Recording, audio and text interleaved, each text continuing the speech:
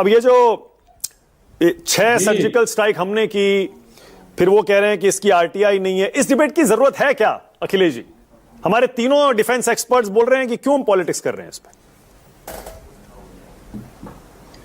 ये सवाल तो आपको बीजेपी से पूछना चाहिए कि हमने सर्जिकल स्ट्राइक की। आप भी बोले कि मोदी जी ने सर्जिकल स्ट्राइक की। यहां बैठे जनरल भी बता रहे हैं कि इसके पहले भी इस तरह की स्ट्राइकें हुई हैं। हाँ, नाम परिवर्तन हुआ है। पहले क्रॉस बॉर्डर ऑपरेशन से बोले जाते थे, वो सेना के लेवल पे ही होते थे और उसका क्रेडिट सेना के शौर्य का जो है श्रेय राजनेता नहीं लेते थे, सेना के पास ही रह जाता था।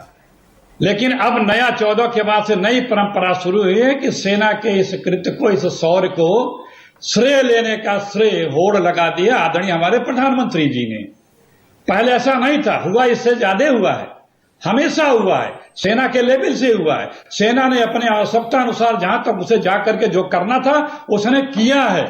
लेकिन राजनीतिक लाभ उस समय की राजनीतिक पार्टियां या सरकारों ने नहीं उठाया है।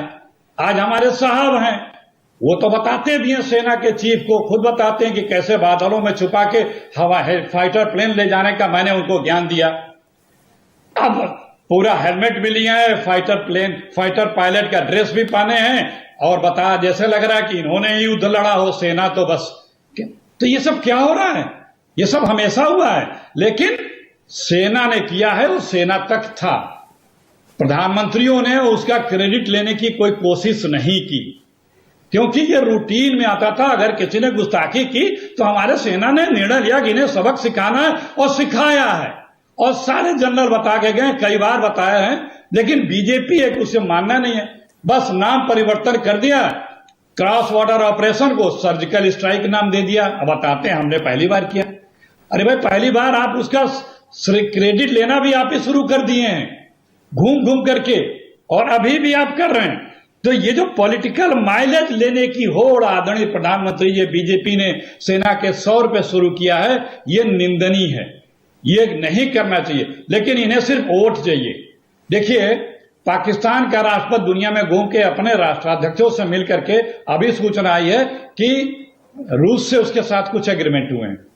हमारे वाले जो हैं वो देश के लिए घूम रहे, हमारे वाले अपनी सरकार बनाने की राजनीतिक रैली कर रहे हैं। और हमारे जो वायु सेना अध्यक्ष ने कहा है, जनवरी में भी कहा था, अभी फिर कहा 2 दिन पहले, कितनी गंभीर बात है।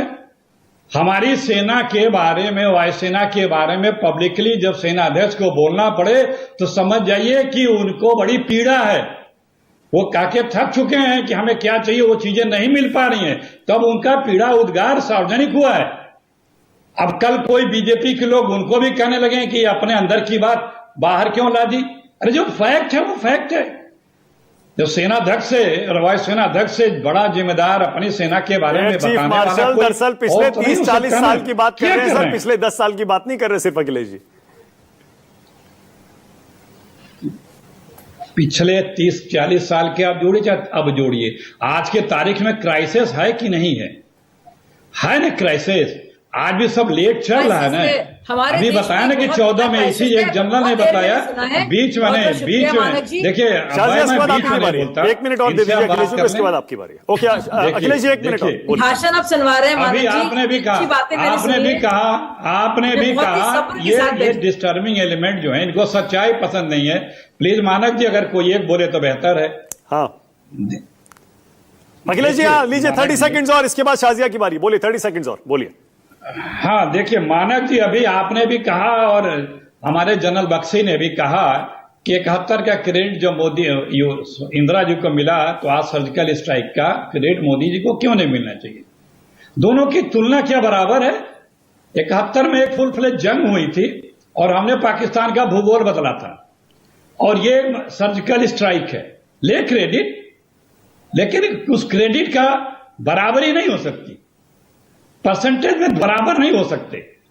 तीसरी बात कि आप जो है आईएसआई चीफ को जब क्रेडिट लोगे तो डिस्क्रेडिट भी आपको जाएगा। हमारे कितने हमलों की आज तक जानकारी नहीं मिली, वो आतंकी कहां गए। अभी ये जो पहलगाम में हुआ तो उसका भी नहीं हुआ। ठीक है, ओके। आईएसआई चीफ को आप बुला कर हमला किया।